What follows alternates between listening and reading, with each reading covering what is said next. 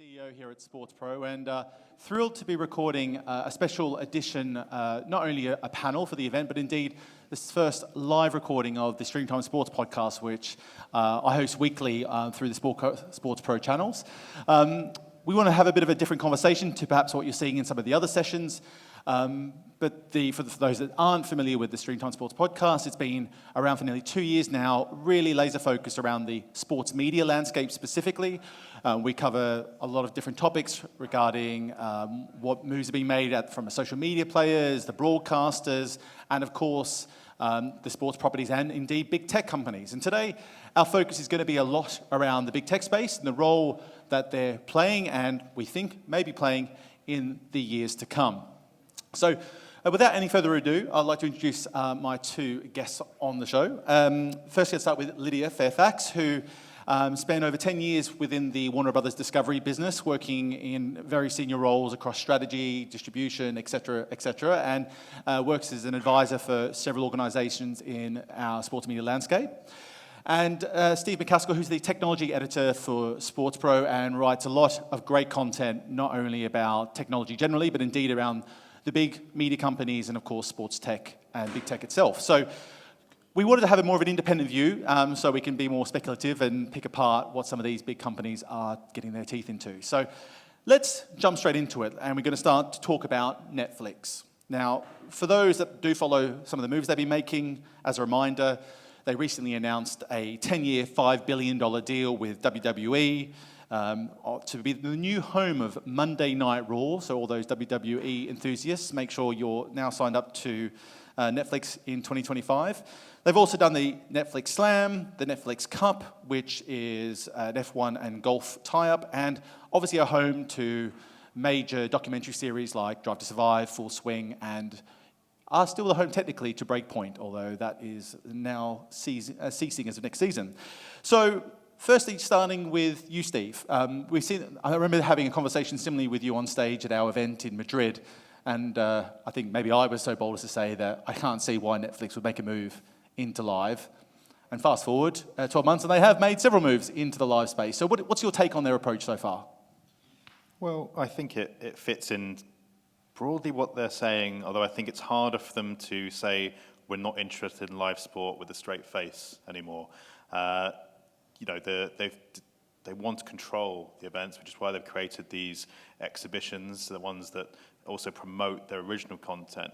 And WWE, for all intents and purposes, is a sport. It behaves like a sport. Its program strategy is like a sport. So I think for them to say that they're not involved in sport is a bit, not disingenuous, but they basically are. It's live every week. It's, you've got all the pitfalls that come with doing that.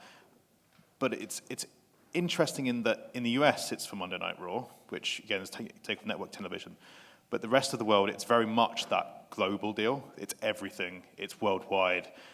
So I think it's a really smart move. I think you're going to get a lot of people who are really loyal to wrestling signing up and staying throughout the whole year. And of course, it is for the whole year. It's 52 weeks, and I think it's going to give them a chance to test their live infrastructure, and also crucially, they don't have to produce it. So I think it's fitting in with everything that they've been saying so far.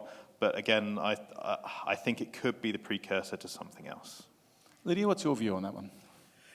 Yeah, I tend to agree. I mean, it's interesting what you were saying, Nick, and I similarly would have had a similar view into a couple of years ago about saying didn't think Netflix were going to do it, just like they weren't going to introduce ad tiers, et cetera, et cetera.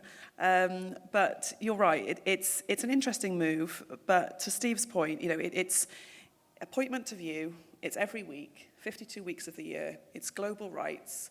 These are all, I think, the tick points that Netflix is going to be looking for if it is going to move into a bigger sports proposition. There's a lot of talk around UFC coming up, very similar type of audience, a younger demo.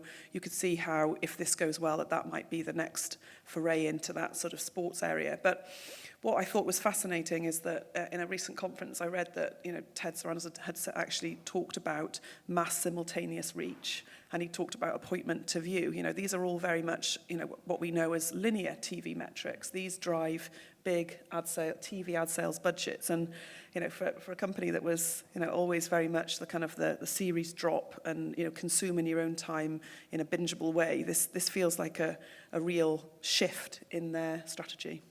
And obviously you talked about UFC, the ownership of the WWE, and of course UFC is the same company now in the TKO relationship and Endeavour, so it would be, no doubt those conversations would definitely be had at the boardroom level.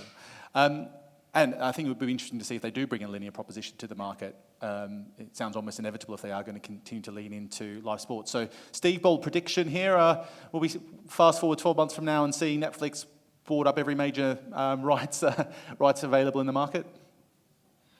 I think there's only one, what we'll call a major conventional property, and I'm not saying I think this is going to happen.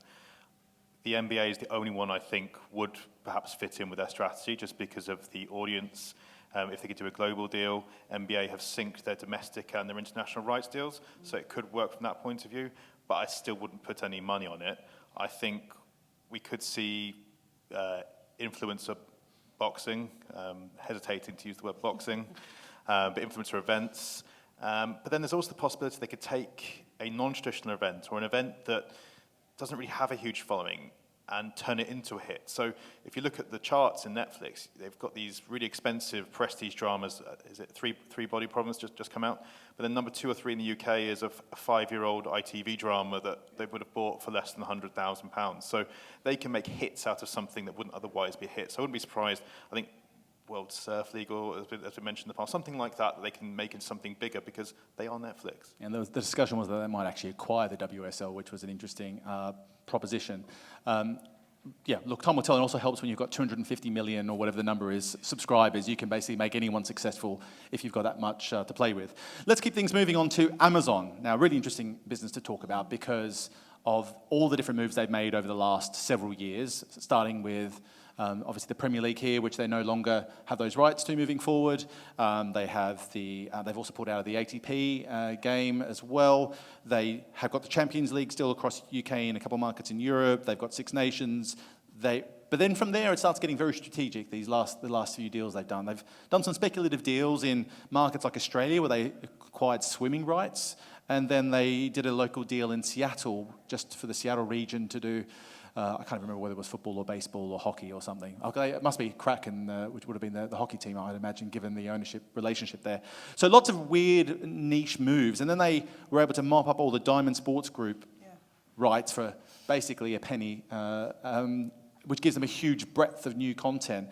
And on top of all those micro investments, let's say, into the sports landscape, which they seem to be very frugal with now, they seem to be mopping up anyone who's in distress with all these rights deals that they've been picking up over the last few years. So, Lydia, someone who's very familiar with Amazon and the Prime Video product and I guess their approach to be more of an aggregator now than ever, what's your view on how they're taking and looking at sports these days?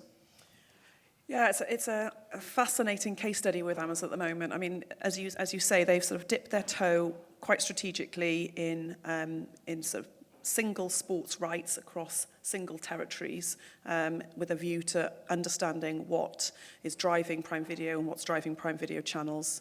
When I was at Discovery, we did one of the first sort of sports aggregation deals with them where we licensed Eurosport Player onto PVC, so Prime Video channels.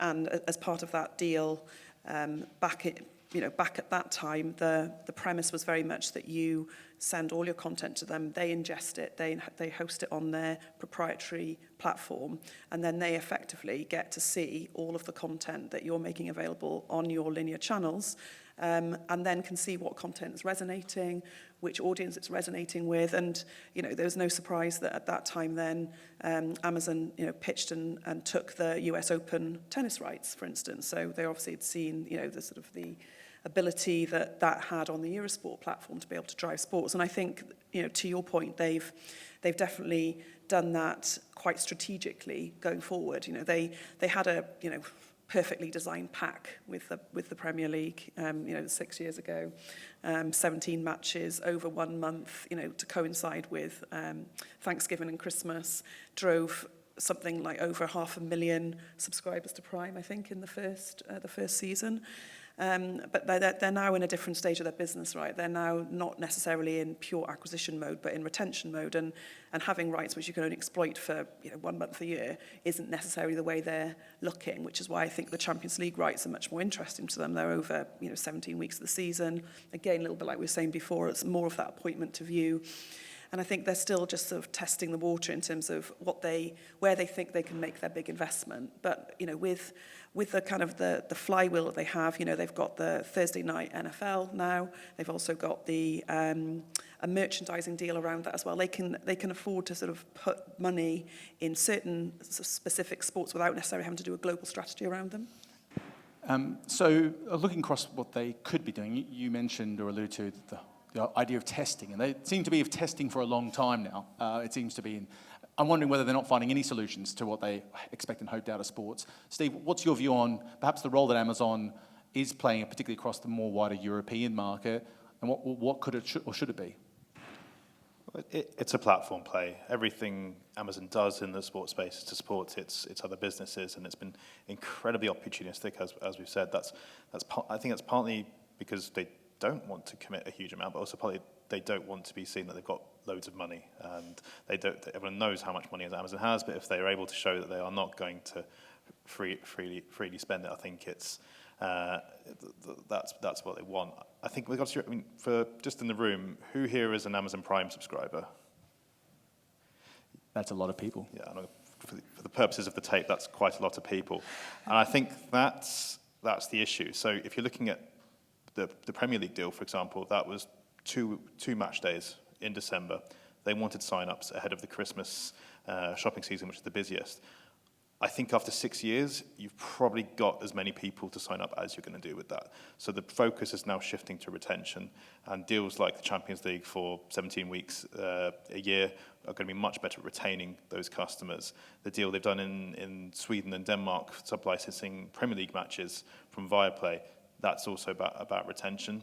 I think the same you look in the US, where Thursday Night Football, which they've transformed that from a pretty unloved property, or not really interesting, to something that is now it's carved out a niche in that market, does a job for them. And if I was going to put money on a streamer getting the NBA, it would be Amazon, for that year-round ability to retain customers. So I think they are trying. Yes, they're moving from acquisition to retention. It's about platform play to support their wider businesses. And then if you look beyond Amazon itself, you mentioned channels. I think they see themselves as a kind of a platform. They've got Fire Sticks, they've got other services you can subscribe to. So they just want you to spend as much time in the Amazon ecosystem and continue to have that relationship with them. Sorry, I was just going to pick up on that.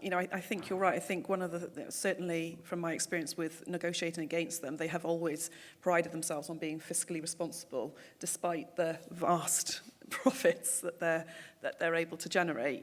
I think that's another reason. I think you're right in terms of, as soon as it became apparent that the Premier League wasn't going to create this new package for them, and they were going to have to sort of pony up from like 1.5 million a year to 1.5 million a game to 6 million a game in order to get the package that Sky now secured. I think, and frankly, had they gone into that, they would have just inflated those rights even higher in a bidding war. They were never going to do something like that. I know it wasn't free, but now they know what it feels like when the free trial expires. So they've been very vocal about this notion and idea of being an aggregator, a destination, as you've talked about. Just, Lydia, can you talk a little bit more about what those types of deals look like? Because I think a lot of people, including myself, see those announced. There's TNT partnering with Sky, and then you'll see that Amazon's doing a deal with DAZN, but then DAZN's also a platform for a bunch of other sports properties as well. So there's these distribution deals on distribution deals. So just, can you give us a bit of a sense of what these types of deals look like? Or is it built around minimum guarantees or rev shares? How complicated can they get? Yeah, I mean, it's funny actually. They can be as simple as you might imagine, and they can also be as complex as you could try to imagine. You know, on the one hand, there's still very much a model in today's world of having a standard CPS for a bundle of channels, some of which might not be channels that the platform wants to take, but is required to take as part of the overarching deal that they have. And then the platform is then paying a CPS for each and every subscriber on their entertainment pack or on their sports pack, depending on how broad distribution you can negotiate. It could be as simple as that. It could be a fixed fee instead of, or as well as, a minimum guarantee on top of a CPS. Those are sort of the more standard, very much linear type deals. CPS is a cost per subscriber. Sorry, yes, a cost per subscriber, yes. So for instance, if you have your channel in an entertainment pack, then you would be paid for every single subscriber in that entertainment pack, irrespective of whether or not that subscriber even ever turns onto your channel. And then similarly, and that's why you'd always look for, there's a balance between broadest distribution on the one hand, hence why you might want to be an entertainment pack, versus being amongst like sports. So there's some benefits to just being in a sports pack because, of course, you've got that neighbourhood proximity, you're up and down on your EPG, and that discoverability of content, which is neighbouring other content you might have been watching. But in that, there's a second pay tier there, right? So, for instance, on Sky, you've got your 22 or 25 or whatever it might be now, £1 a month for your basic Sky pack, but you're paying an extra amount if you then want to take sports on top. So there was always a bit of a balance there between where you'd want your channel to be distributed. But in the new world now of where we've got OTT apps as well, we're seeing lots of different, interesting deals. Discovery did a deal when I was there where we bundled Eurosport Player, for instance, in with and Discovery Plus in with the Sky Basic pack. And for us, that was a great way for us to build scale with a sort of a nascent OTT product, but still retain the value of the deal we had with Sky by them still paying for the carriage of our linear channels on the network. And then over time then that deal may sort of move away from linear carriage more into OTT only. And again, Sky is becoming a little bit of an aggregator too, right? It wants everyone to stay in its walled garden. They want everyone to take a Sky subscription, and then should you also be a Disney Plus subscriber or an Amazon Prime subscriber or anything, any of these SVOD services, that you access it via Sky. So you're not moving to a different walled garden. You stay within Sky, and then when you've come out of that app, you're back in Sky. And Sky then has greater visibility over the content that you're leaving the Sky environment for. So, what drives people to move into it. They can see some element of how long you've spent in the app, even if they can't see what you were actually watching within the app. But then when they come back into your environment, you've got them again. And also they're taking a rev share then on the sort of monthly or annual cost of those subscriptions, and the extent to that rev share will depend on the negotiating power of the parties, and Amazon does something similar with its PVC. But as you just alluded to, there are some sort of some JVs, but sort of commercial JVs or commercial partnerships, I think, that certainly we were exploring when I was there, and we're seeing a lot of now, where you bundle two separate apps, two different tech stacks, but there's a solution whereby if you buy them both independently, you pay the full RRP a month, but by virtue of a contractual arrangement, if you buy the two together, you buy them for an amount that's less than the combined total of the two. And then there's some sort of cross-promotion between the two different platforms. And that's when it can become a bit more complex in terms of in terms of how you reflect that balance or reflect that division of the fee. And sometimes then it's based on which content was a piece of content that acquired the subscriber. Was it company A's or was it company B's, or how much time you'll spend in each of the individual apps as to how you divide that rev share between you. So in summary, it's very complex. I think it's what I'm taking away from that. So there's lots of different ways to approach how to do business in those types of aggregation deals. And I think the next one I want to talk about leans into that aggregator role as well. And you're obviously going to be seeing and hearing a trend here. And that's with what Google or YouTube are doing.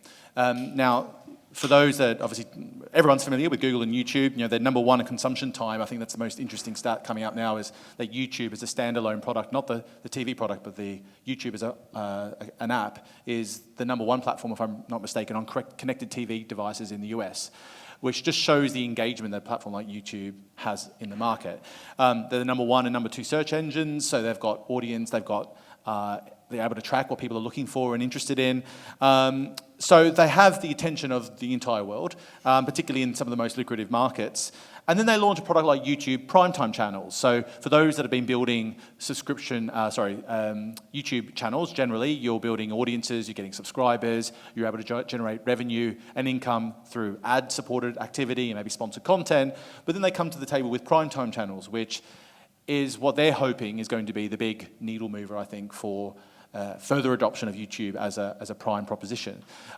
So Steve, from your perspective, how do you see that move from YouTube to move into something like Primetime Channels, which, just to give further context, I suppose, is where you'll see broadcasters or anyone with a standalone product or proposition offering subscription access through YouTube's Primetime Channels app, which will give you access irrespective of how you come into it. So with one click, you could subscribe to, let's say, Discovery's channel through the YouTube platform and have access to them to watch all their premium content through YouTube. So not a different app anymore. And that's what they want, they hope, will remove a lot of the friction for subscriptions and subscribers to sign up to the product, which they've never had. Because if you're anyone who's been through the rigmarole of trying to sign up to a subscription product through connected TVs, it can be quite tricky if you really want to subscribe. So, Steve, over to you. Okay. No, I think it's exactly the same. Look, I won't do another straw poll, but I think most people have YouTube on their phones, or at least use YouTube. It's become a de facto search engine for video. I think we'll look back when I think Google bought YouTube for $1 billion, and that might go down as one of the best acquisitions in corporate history. It was quite remarkable now when you think about it. And that reach means it's a really good way for people offering live TV or premium content to find new subscribers. Everyone knows how to use it. In many cases, there's a pre-existing billing relationship. And getting your channels out there, it's just easy to use, easy to subscribe. And people looking, let's say I'm looking for, I'm a Manchester United supporter, so I'm not looking for highlights from Coventry on Sunday. But let's say when TNT Sports have the FA Cup, I'm looking for those highlights. I can be directed to subscribe to TNT Sports through YouTube, for example. That's the customer journey I think they would like people to go on. And again, it just gives them a bit more dominance in that online video space. Here we have, you have your free videos, the ad-supported tier. You have influencers that you can subscribe to and monetary support. Then you have premium content. So it's about offering every tier of video you can through one destination. And there are some downsides to losing control of that from a broadcaster, but at the same time, you could be reaching a much wider audience than you would do otherwise. And so the YouTube's approach in those instances is nothing to do with upfront money. It's all a rev share type of deal. They're also opening and enabling the opportunity for e-commerce and pay-per-view and generating more revenue through ad-funded models. The thought that comes to mind for me, for all those that have been trying to build walled gardens for so long, is do you just give up and you just embrace the fact that they have such an incredible relationship with audiences now, and within 1 or 2 clicks they can sign up. And one of the other things I think from a technology perspective that's quite interesting is that if you sign up through YouTube's Primetime Channels, they will have a relationship where that same sign-up will work on the own destination of the partner. So in, say, Discovery's instance, it would be you sign up and you've subscribed and paying through YouTube. You also have access to Discovery through their own channels as well. So again, that friction is just destroyed, basically, which has been a main problem for the industry. I mean, Lydia, what do you see the role of, say, YouTube, particularly in the European market? Do you think it's going to keep growing its prominence in the same way we've seen them dominate in the US? Yeah, it's interesting. Picking up on your single sign-on piece, and I think you're right. I think it depends. We need to move back to a world where we're fan first, right? What we've seen for too long is exactly this. It's the walled gardens. It's the individual login details for each broadcaster's app. so that they can control the user journey, they can control the billing relationship, they can control all of the CRM, the messaging, and then they've got all of the data around that. The challenge with that, as you say, is that, who here has to sort of change their password on a regular basis because, it says forgot password, you change it, and then it pings up and says you can't use the last password. It happens to me all the time. It's insane, right? And this would do that. And I think the thing with YouTube is it's got this ubiquity to it now as well. I've just come off a piece of work with Everyone TV, and they're launching this IP solution called Freely, which is effectively Freeview for the IP age. And one of the things that we've been very focused on is where is that signposted on connected TV UIs, for instance. And YouTube is there in the top row on every single smart TV and every single UX that you can imagine. And it's usually within the first 3 or 4 app tiles. It's on the majority, if not all, of the remotes. So you've got this initial free window straight in. And as you say, then once you're in there, even if you're not necessarily directed straight away to prime time, you've got all of this free content, which is driving people into the apps. I think the challenge will be, and certainly this always used to be the kind of the rule of thumb, is that people didn't want you to be able to have a single sign-on that would work across all of the different ecosystems, because you do lose that control, you do lose the billing relationship, etc. But in a world where there is only so much store space and you can only have so many apps on your UI, and you can only have so much attention, and we're seeing so much attention leaking, and it's not even leaking, it is television to YouTube. I think they're very well placed. So YouTube's going to dominate. Amazon's taking a chill pill, and I'm curious about the next one, which is Warner Brothers Discovery. Obviously, you have a little bit of background there, Lydia. So I'm going to lean into your experience in a second. But again, just a quick overview. Obviously, they're rebranded to TNT Sports in the UK. Have a whole range of rights, ranging from the Premier League, Champions League, Olympics, rugby, WWE, Premiership Rugby, Eurosport is still in there. They obviously, one of the big moves they made. That I thought was a big shift was the move away from shutting down Golf TV and the Global Cycling Network, or GCN, which historically made huge joint venture moves worth significant amounts of money and commitment, and ingested all that content into the Discovery Plus proposition. And obviously at the top end, they've been undergoing huge cost cuts to try and make their business more profitable, because they've been hemorrhaging money since they took on so much debt at that level. So just let's focus on the UK and the European markets. What do you think and see that Warner Brothers Discovery will be doing, from here, and the moves they've been making lately?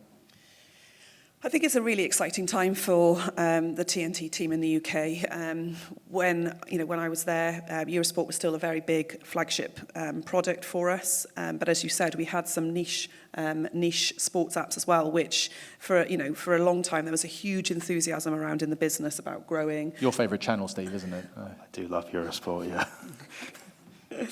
But I think it became quite obvious once Discovery and then Warner Bros. Discovery, as they now are, moved into the D2C space, how difficult it is to get scale for a D2C product generally. And when you've got 4 or 5 of those, and you're trying to build you've got different genres, you've got different audience, and you're investing the same level in 4 different companies with 4 potentially, as was 4 different tech stacks, it's an uphill battle. So that whole kind of aggregation or re-aggregation piece, was the obvious way forward. And then the opportunity, which again was quite a tactical opportunity at the time, to look at the BT assets. They'd already been in conversation with DAZN for quite a long time, and there was an opportunity to sort of join that process on a very accelerated and a very last minute move, very from what I heard. accelerated time frame. But it completely changed the market. And for Warner Brothers Discovery, it was a great opportunity, right? Because with the Max deal and with the Warner Brothers merger, because of the existing relationships with Sky in UK, Germany and Italy, those rights and for Max are tied up with Sky until end of next year. And so they needed a kind of a midway play in order to keep the service relevant in the UK, whilst the rest of the world was moving to the new shiny Max product. So I think for them, that was, quite tactical at the time, but now I think they're seeing how interesting those rights are, and they've renewed the Premier League, they've got Champions League. It's big. So what about wider Europe? What do you think now? It seems they are trying to be more efficient. Now with the business, they've got a staple of rights to play with. They've got a whole catalogue of sports and entertainment content. Do you predict or think they might take it easy in Europe until things settle? Because they obviously have a European base with Eurosport, and that's enough for now, Lydia? I think that they will consolidate, and I think that what they will want to do is to bank their position in Europe as one of the the sporting providers. They're not going to go in and bid hard for Premier League or Bundesliga or La Liga, in my opinion. Who knows, the strategy may well have changed since I was there, but certainly it seems to me as if that seems to be the way to go. But then equally, they have renewed their Olympics rights. They've got the Olympics rights again now out through 2032. They've still got tennis. They've still got a lot of sort of European, like EBU-esque rights, which are still very good value drivers for them in terms of the linear business. And frankly, certainly in parts of Europe, the linear business isn't having the contraction that we're seeing in the UK. So I think it's still an important part of the bouquet. I'm conscious of time, but I want to ask one or two more questions. Can we bring up the questions from Slido? Am I allowed to run over for a few more minutes? Yes, there we go. Perks of being a CEO of the company running the event. Right, before we jump into the question, just very quickly, announcement came out last week. I know we haven't had a chance to cover a couple of companies we wanted to, but was it Disney Plus announced that they are getting into the live rights game. Obviously, Disney is owner of ESPN, Disney Plus Hotstar, huge investors into sports, but Disney Plus has not been a home for sports rights. That changed last week with the announcement. They'll be securing Europa League and Conference League rights to the tune of 300 plus games a season in Sweden and Denmark. Steve, do you think this is sort of an announcement basically that they're here to buy up the European sports market? Maybe not. But I don't, we covered it at Sports Pro, and I'm not sure we necessarily would have covered a broadcast getting exclusive second and third tier European club competitions if it wasn't the fact it was Disney Plus. And we would have, because we are so detailed in our coverage, Steve. I mean, Manchester United might be playing in the Conference League next year if they don't win the cup final. So who knows? So it's not, my point to that was not to dismiss the competitions. It's more Disney Plus getting directly involved in sports rights is a big deal. Yes, as ESPN, but that's been very separate from the Disney Plus app. Of course, there's been bundles with Hulu. And then I think we can sort of see Disney Plus Hotstar as its own thing. I don't think that's reflective of the wider strategy for various historical reasons. And obviously, there's a merger in the works. I don't know if they're there to buy sport, all of sport, but I definitely think it's they're testing the waters to see how it works on the platform, how those markets in particular respond, whether it has any impact on subscriber retention or acquisition, testing out the infrastructure. And in the grand scheme of things, in those two markets, they're probably not the most attractive rights, but they're certainly significant rights given that those clubs from those countries are going to be more likely to be involved in those competitions. And of course, again, in both, Premier League is big. There's a lot of Premier League clubs in both of those competitions. So short term, I think we should watch to see. I'd be surprised if they made any huge splash. And I think we also should wait until after we see what's going to happen with ESPN in the US. Yeah, and obviously a technology opportunity to test out the live tech stack if they haven't been doing that a lot on their existing VOD channels. So let's look at some of the questions quickly. Question on top, do you envisage clubs trying to take back some control for their match rights for OTT platforms and build their own linear channels? Steve, firstly, we'd start with you.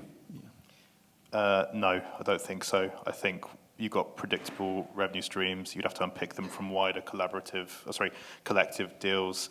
If we're talking about football in particular, then no, I think there's a system. It might be flawed, but there's a system, and predictability is better than uncertainty. Lydia, any thoughts on that one? Yeah, I think I'd agree. If we're talking Premier League-esque clubs, then I think you're absolutely right. I think there are, secondary channels which work really well, very fan-based channels which give that sort of additional value, create a community for people to be able to engage with fellow supporters.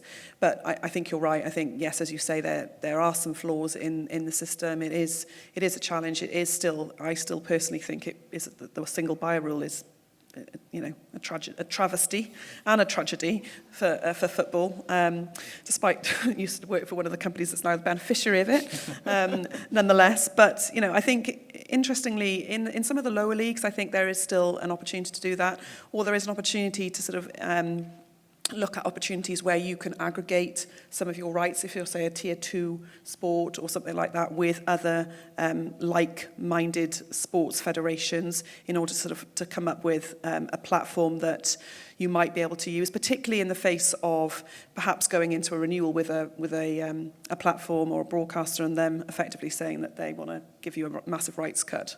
Looking at having a stalking horse or certain other options to distribution is never a bad thing. One of the other questions here for directed to you, Steve, was Red Bull's live events are mostly very niche and different compared to global mainstream sports. Would they fit somehow to Netflix's live strategy? Yes and no. I think Red Bull's been very effective at, harnessing some of these events for marketing reasons. It's created, it's got a whole content house around these. So I think it's sort of similar to the type of events I'm thinking of. I can't think of any in particular that would be a definite candidate. And also a lot of its partnerships are individual as well. A lot of its are, but then I guess the stuff it does with Danny McCaskill, for example, that could be something on Netflix. But I'm not sure that something like Red Bull Flugtag is going to push the needle the same way they might hope. But I guess you could lean into that Red Bull TV could basically be something they could hand over the keys to, so to speak, and put it onto the platform. Probably, yeah, that would probably be more effective than just singling an individual event, have that lift all of that content, put it on there. But again, I guess the downside is that content is designed to push energy drinks and to get people to mention Red Bull as many times as they want. So where that fits in what Netflix is trying to do. But yeah, I see the overlap if I'm not quite convinced by the actual concept. If in doubt, the going theory is always they should just buy Red Bull, right? And that would just sort out all problems and make that work. Quick one I want to lean on before we wrap up is Apple. That's obviously the biggest player in the world for all things tech, but they have made relatively a small toe dip in the waters with regards to what they've done so far. 10 years, I think it's $2.5 billion with the MLS, if my numbers are correct. Steve, can you give me a little nod there? Sorry, yeah, 10 years, $2.5 billion. Yes, thank you. They reportedly secured something like 1 million subscribers on the platform for year one. Talking to the MLS, they say that that's on track with what they're expecting, although I wouldn't expect much else from them. They've been rumoured countless times of acquiring new sets of rights, but have failed to make any other moves. They've obviously launched the Apple Sports app, which has had a fair bit of coverage because it's Apple, but still the jury's out as to what's so fantastic about that app to this point in terms of what it's going to do that the rest of the other industry players don't have. So, in short, sort of one line, I guess, what's your take, Lydia, on Apple's? Do you expect to see them make a move, basically, for another bigger set of rights, perhaps across Europe or alike? In a word, no. I think unless the MLS experiment, pays huge dividends, significantly more than is projected to do at the moment, I don't think they will. I think what they're very good at is being able to monetize content that they do acquire and using their entire sort of flywheel to make that most interesting content that we have. We talked earlier on about, when Messi was announced as moving, that it was his image on the top of the Apple iStore for like 3 days. I mean, that kind of that inventory is completely priceless, and they were able to sort of drive huge traffic as a result of that. So I think it's really only ever going to be where there is complementary content to what they're trying to achieve. I can't see it. It feels like they have to make another move, though, Steve, doesn't it? I'm not sure Apple knows what it's doing with sport just yet. I think it's definitely more an aggregation play, bring more people to make sport a feature of the Apple ecosystem. I think that could be what they're trying to do. Yeah, they probably do need another sport, and just that they are being linked with the Club World Cup on a global deal for $1 billion, so that could be their next move. Wait and see. Apple usually doesn't do things without a plan, but it isn't afraid to withdraw if it's not going well. There's all sorts of talk about connecting. It was working on cars. We've not seen much of that, so yeah. Watching some live sport while driving the car sounds like a really smart selling point. But look, that is all we've got time for. I think the summary I would take away from this is we talked a lot about aggregation, the main play. Talked a lot about partnerships over the notion of big media rights checks is thinning out pretty quickly. So a lot of it is to do with enabling. All the big tech companies seem to be playing that role, and I really feel that Europe is just at the starting point of that journey, given what we're seeing in the US market. So that's all we've got time for. Thanks to Lydia and to Steve for joining me. And if you enjoyed this conversation, make sure you do subscribe to Streamtime Sports Podcast on your favourite podcast channels. Thanks very much.